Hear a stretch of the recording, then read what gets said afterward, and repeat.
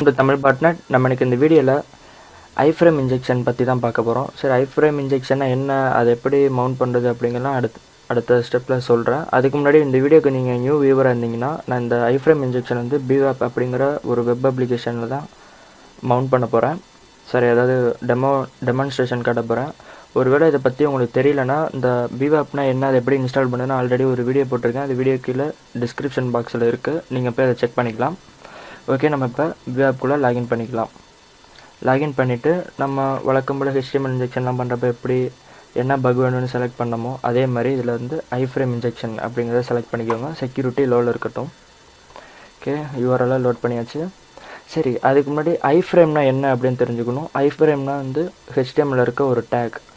அதாவது இந்த டேக் மூலமாக வந்து ஒரு சில ஃபைல்ஸ் வந்து எம்பெட் பண்ணலாம் நம்ம சோர்ஸ்க்கு. அதாவது சிம்பிளாக சொல்லணும்னா, வெளியில் இருக்கிற ஒரு வெப்சைட்டை நம்ம வெப்சைட்டுக்குள்ளே வியூ பண்ணி காட்டுறது, அதுக்கப்புறம் வெளியில் இருக்கிற ஒரு சோர்ஸை வந்து நம்ம வெப்சைட்குள்ளே இன்ஜெக்ட் பண்ணி வியூ பண்ணி காட்ட யூஸ் ஆகும். ஒருவேளை நான் இப்போ உங்களுக்கு சொன்னது புரியலைன்னா இந்த அடுத்ததாக காட்ட போகிற டெமான்ஸ்ட்ரேஷனில் புரியலாம். அப்படியும் புரியலைன்னா உங்களுக்கு ஐஃப்ரேம்னா என்ன அப்படின்ட்டு கொஞ்சம் சர்ச் பண்ணி பார்த்தீங்கன்னா உங்களுக்கு புரிய வாய்ப்பு இருக்குது. ஓகே, நம்ம இப்போ நம்ம வெப்சைட்குள்ளே இருக்கிறத வந்து வியூ பண்ணி பார்க்க போகிறோம். சரிங்களா, இப்போ உங்களுக்கு புரியும். அதாவது இப்போ இந்த சைட்டில் வந்து உங்களுக்கு இங்கே பார்த்தீங்கன்னா URL அப்படின்னு இருக்குல்ல, அதில் வந்து robot.txt இருக்குது. இந்த robot.txt அப்படிங்கிறது என்னென்னா, இந்த வெப்சைட்டில் வந்து யூஸ் பண்ணுவாங்க. அதாவது கூகுளோட பாட்டோ ஏதாவது வந்து நம்மளோட அட்மின் பேனலெலாம் க்ரால் பண்ணக்கூடாது அப்படிங்கிறதுக்காக அதெல்லாம் யூஸ் பண்ணுவாங்க. அதாவது டிஸ்அலோ அப்படின்ட்டு அது கொடுத்து வச்சுருப்பாங்க. அதாவது இந்த இப்போ ஏதாவது tamilbotnet.com/admin அப்படின்னுச்சுன்னா வச்சுக்கோங்களேன், அது சீக்கிரமாக கூகுளில் போட்டால் மாட்டக்கூடாது. சரிங்களா, அதெல்லாம் வந்து SEO பண்ணுவாங்க. ஆனால் SEO பண்ணுறப்ப மற்ற யூஆர்எல்லாம் பாட்டுக்கு விசிபிள் ஆகிற மாதிரி பண்ணுவாங்க. robot.txt பண்ணுறப்ப இந்த மாதிரி கிரிட்டிக்கலாக இருக்கிற டாக்குமெண்ட்ஸ், இமேஜஸ் அப்படிங்கிற இந்த மாதிரி இருக்கிற யூஆர்எல்லாம் வந்து காட்டக்கூடாதுன்னு பிளாக் பண்ணுறதுக்காக robot.txtல போய் அப்டேட் பண்ணுவாங்க. ஏன்னா இப்போ அட்மின் பண்ண ஈஸியாக தெரிஞ்சு நேராக ப்ரூட் ஃபோர்ஸோ இல்லாட்டி பைபாஸ் பண்ண ட்ரை பண்ணலாம். அந்த மாதிரி கூகுள் சர்ச்சில் சிம்பிளாக சர்ச் இன்ஜினில் மாட்டக்கூடாது அப்படிங்கிறதுக்காக robot.txt யூஸ் பண்ணாங்க. அதை பற்றியும் தெரியலனா, நீங்கள் சொல்லியும் புரியலனா நீங்கள் சர்ச் பண்ணி பாருங்கள். இப்போ நம்மளோட இந்த வல்னரபிள் அப்ளிகேஷன்லேயே இருக்கிற ஒரு ஃபைலை வந்து இன்ஜெக்ட் பண்ணி பார்ப்போம். அதாவது reset.php. இந்த robot.txtங்கிறத எடுத்துகிட்டு reset.php அப்படிங்கிறத எக்ஸிக்யூட் பண்ணால் என்ன ஆகும்னா, இந்த reset.php அப்படிங்கிறதுல இருக்கிற ஃபைல் வந்து உங்களுக்கு ஷோ ஆகும். இப்போ உங்களுக்கு புரிஞ்சிருக்குன்னு நினைக்கிறேன் அது எப்படி இன்ஜெக்ட் ஆகுதுன்ட்டு.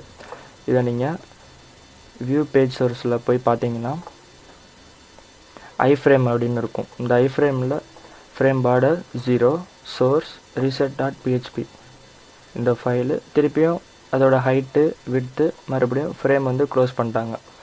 சரிங்களா, இப்போ வந்து இதில் நம்ம ஹைட்டு விட்தாக கூட மாற்றலாம். 100 500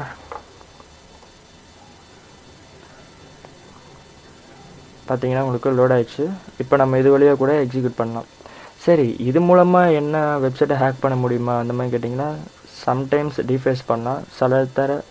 சம்டைம்ஸ் மெட்டர் ஷெல் கூட நம்ம ஆக்சஸ் எடுக்க முடியும். PHP ஷெல் வந்து அப்சல்யூட்லி எல்லா டைமும் ஒர்க் ஆகும்னு சொல்ல முடியாது, ஒர்க் ஆகாது. அதுக்கு சில பல ட்ரிக்குகள்லாம் இருக்குது. சரி, இப்போ நம்ம அடுத்து வேறு என்ன பார்க்கலாம் அப்படின்னு கேட்டிங்கன்னா, அதோட index.phpன்னு போட்டு பார்க்கலாம். இந்த சைட்டில் இருக்கிறோட இன்னொரு ஃபைல் index.phpங்கிறது ஹோம் ஃபைல் அப்படின்னு உங்களுக்கு தெரியும். பார்த்தீங்கன்னா போர்ட்டல் நம்மளுக்கு எடுத்தோடனே உள்ளே வரும்ல, எதுக்குள்ளே நீங்கள் லாகின் பண்ணுறீங்க, எந்த பக்கு ட்ரை பண்ணுறீங்க அப்படின்ட்டு அந்த ஃபோல்டர் வந்துருச்சு. ஓகே, வேறு என்ன பண்ணலாம் அப்படின்னு கேட்டிங்கன்னா, இன்னொரு சைட் ஏதாவது ஒன்று இன்ஜெக்ட் பண்ணி கட்டலாம்.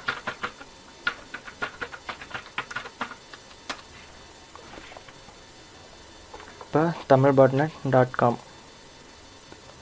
இதே நம்ம இப்போ இங்கே ட்ரை பண்ணி பார்க்கலாம்.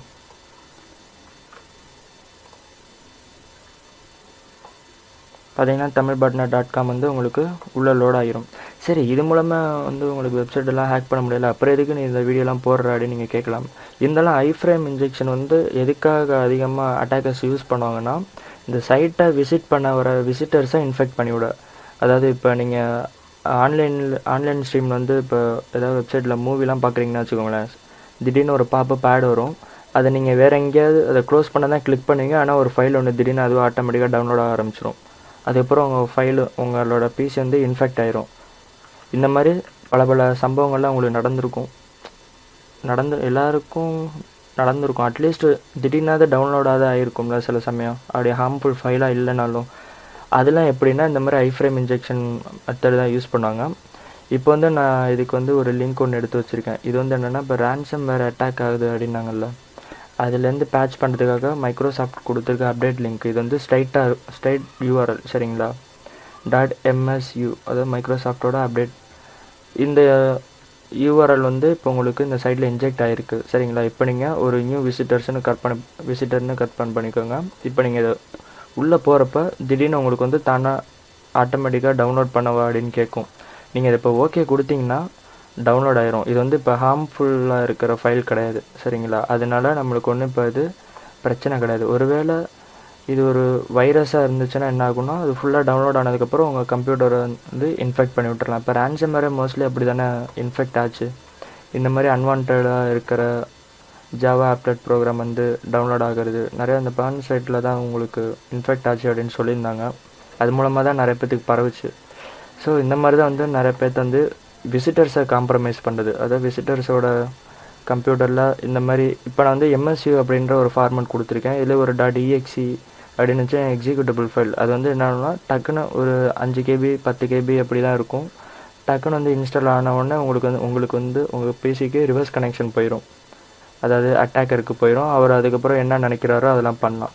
இதே மாதிரி தான் ஐஃப்ரேமில் வந்து இப்போ பாருங்கள், இந்த URL வந்து எடுத்துக்காட்டுக்கு பார்த்தீங்கன்னா height 1 width 1 அப்படின்னு கொடுத்துருக்காங்க. அப்போனா HTML படிச்சிருந்தீங்கன்னா தெரியும், height 1 width 1 கொடுத்தா எவ்வளோ சின்னதாக இருக்குன்னு பார்த்துக்கோங்க. அதுவும் இல்லாமல் அதில் விசிபிலிட்டி வந்து ஹிடன்னு கொடுத்துருக்காங்க. ஒருவேளை இந்த டேக் இன்ஜெக்ட் பண்ணி இதில் ஒரு வைரஸ் சோர்ஸ் ஃபைலை ஏதாவது எக்ஸிக்யூட்டபிளாக இருக்கிற எக்ஸ்டென்ஷனில் போட்டுட்டு நம்ம அப்லோட் பண்ணிட்டோம், அதை இன்ஜெக்ட் பண்ணி விட்டோம் அப்படின்னா அந்த URL வந்து ஏதாவது விசிட்டர்ஸ் வந்து வியூ பண்ணுறப்ப இன்ஃபெக்ட் ஆகி டவுன்லோட் ஆகிரும். அதுக்கப்புறம் நம்மளோட அட்டாக்கரோட கைக்கு வந்துடும். இந்த மாதிரி தான் ஐஃப்ரேம் இன்ஜெக்ஷன் அட்டாக் நடக்குது. இதனால மோஸ்ட்லி வந்து சைட்டை காம்ப்ரமைஸ் பண்ணுறது கொஞ்சம் ரேர் தான். இருந்தாலும் விசிட்டர்ஸ் வந்து காம்ப்ரமைஸ் பண்ணலாம். காம்ப்ரமைஸ் அப்படிங்கிறது வந்து என்னென்னா ஹேக் பண்ணுறது, அது வந்து காம்ப்ரமைஸ்னு சொல்லுவாங்க. சரி, இந்த வீடியோ உங்களுக்கு புரிஞ்சிருக்கும் அப்படின்னு நம்புகிறேன். எனக்கு பிடிச்சிருந்தால் லைக் பண்ணுங்கள், பிடிக்கலன்னு டிஸ்லைக் பண்ணுங்கள். இந்த வீடியோ எப்படி இருந்துச்சுன்னு கமெண்ட் பண்ணுங்கள். தேங்க்ஸ் ஃபார் வாட்சிங்.